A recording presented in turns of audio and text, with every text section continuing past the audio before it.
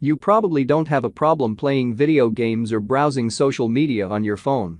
In fact, I have no doubt you could sit in front of a screen and do both of those activities for 2 hours or even longer without breaking your concentration. But what about half an hour of studying? Oof. That might be too hard. How about working on your side business for another hour? Doesn't sound too appealing. Even though you logically know that studying, exercising, building a business or something equally productive will bring you more benefits in the long run, you still prefer watching TV, playing video games and scrolling through social media. One might argue that it's obvious why. One activity is easy and doesn't require much effort, while the other activity is difficult and it requires you to apply yourself. But some people seem to have no problem studying, exercising, or working on their side projects regularly. Which begs the question: why are some people more motivated to tackle difficult things? And is there a way to make doing difficult things easy? To answer this question, we need to look at this brain neurotransmitter. Dopamine. Dopamine is often considered a pleasure molecule. But that's not quite what it does. Dopamine is what makes us desire things. And it's that desire that gives us the motivation to get up and do stuff. If you're not sure how powerful dopamine is, let me introduce you to a few experiments neuroscientists did on rats. The researchers implanted electrodes in the brains of rats.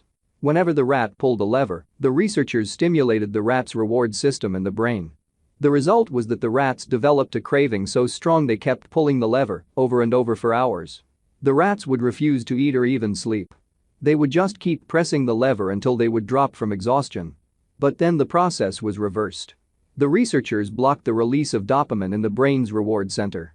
As a result, rats became so lethargic that even getting up to get a drink of water was not worth the effort. They wouldn't eat. They didn't want to mate. They didn't crave anything at all. You could say that the rats lost all will to live. However, if food was placed directly in their mouths, the rats would still eat and enjoy the food.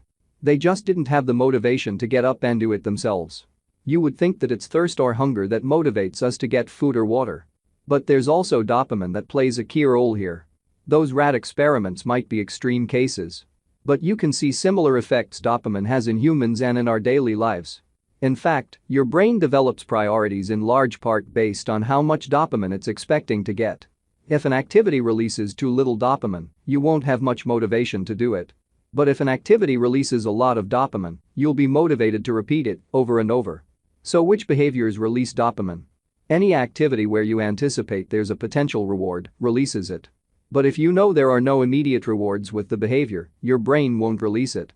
For example, before you eat comfort food, your brain releases dopamine because you anticipate that the food will make you feel good. Even if it actually makes you feel worse. That's because your brain doesn't even care if the high dopamine activity is damaging to you. It just wants more of it. A stereotypical example would be someone who's a drug addict. He knows that what he's doing is not good for him. But all he wants is to get more of that drug. Besides getting you high, cocaine and heroin release unnatural amounts of dopamine, which in turn makes you crave them even more. Of course, it has to be noted that nearly everything releases some amount of dopamine. Even drinking water when you're thirsty does. But the highest dopamine release happens when you get a reward randomly. One such example is playing on a slot machine in a casino. Even if you've only been losing money until that point, you eventually expect to get a bigger reward. You just don't know when it could happen. And in today's digital society, we are flooding our brains with unnaturally high amounts of dopamine on a daily basis, even if we don't know it. Some examples of high dopamine behaviors include scrolling through social media websites, playing video games, etc. We anticipate some sort of reward with each one of those behaviors. That's why we're constantly checking our phones.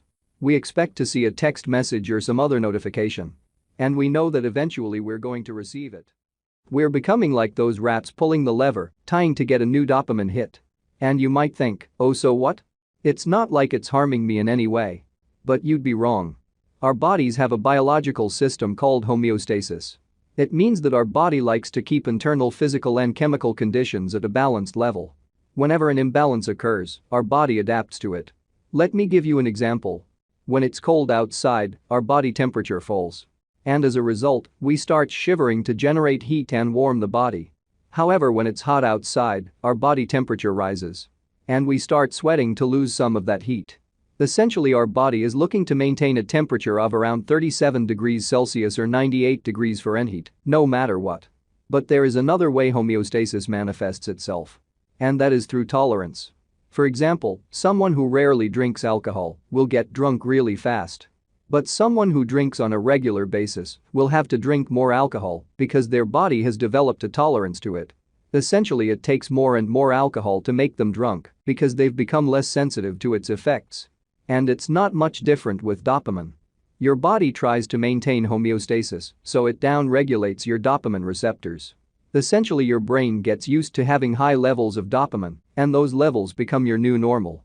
Thus, you develop a dopamine tolerance. This can be a huge problem because the things that don't give you as much dopamine don't interest you any longer. And it's much more difficult to motivate yourself to do them. They feel boring and less fun because they don't release as much dopamine compared to the things that do release it in high amounts. That's why people tend to prefer playing video games or browsing the internet compared to studying or working on their business. Video games make us feel good and comfortable as they release a lot of dopamine. Sadly, things like working hard or reading releases it in lower amounts. This is one of the reasons why drug addicts who try to quit have a hard time adjusting to a normal life. Their dopamine tolerance gets so high that normal life isn't able to match it. They become like those rats from previous experiments who have no motivation to do anything if there's not enough dopamine release. And it's not just drug addicts.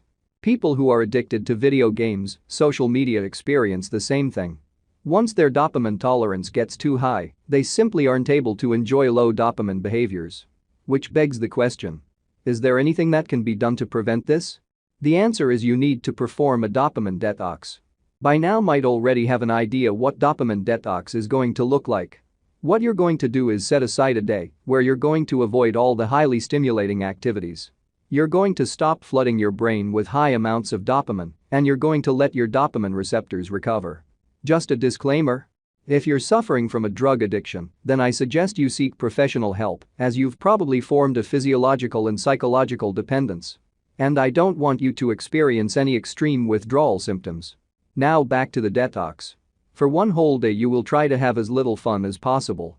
You won't be using the internet or any technology like your phone or computer.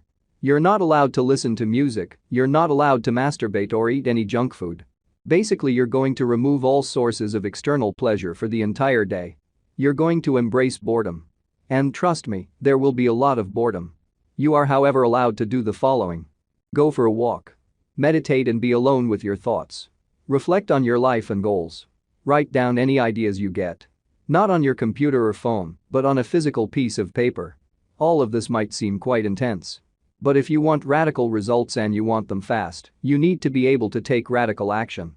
Now you might be asking yourself, why would this even work? You can think of it this way. Let's say that you've been eating every single meal at the best restaurant in your town. As a result, what happened is that those fancy meals became your new normal. If someone offered you a bowl of plain rice, you would probably refuse. It simply wouldn't taste as good as your usual restaurant meal. But if you suddenly find yourself stranded on a deserted island and you're starving, suddenly that bowl of plain rice doesn't seem so bad. And that is what the dopamine detox does. It starves you of all the pleasure you usually get, and in turn, it makes those less satisfying activities more desirable. To put it simply, dopamine detox works because you become so bored that boring stuff becomes more fun. Now, if you don't want to take such extreme action and starve yourself of all the pleasure, you can perform a smaller dopamine detox. You're going to pick one day of the week where you're going to refrain from one of your high dopamine behaviors completely. Whatever that behavior might be. Maybe checking your phone all the time, playing video games on your computer, binge watching TV, eating junk food, whatever. And from now on, every single week for one whole day, you're going to avoid that activity. You can still do other things, but the behavior you pick is off limits. Yes, you will feel slightly bored, but that's the point. You want to let your dopamine receptors recover from the unnaturally high dopamine that's been flooding your brain. And boredom is going to propel you to do other things that day.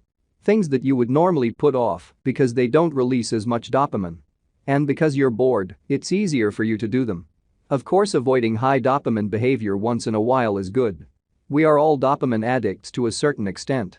And that's a good thing, because dopamine motivates us to achieve our goals and improve ourselves. But it's up to you to decide where you're going to get your dopamine from. Are you going to get it from things that don't benefit you? Or are you going to get it from working on your long-term goals? The choice is yours. If you enjoyed this video, I would really appreciate if you would gently tap the like button. It helps out my channel a lot as the almighty YouTube algorithm sees that people like these kinds of videos and it shows my content to a bigger crowd. This allows more people to start improving their lives. Share this video with your loved ones. Must subscribe to my channel Bookvation and click the bell icon. As always, thanks for watching. Happy to see you in next video.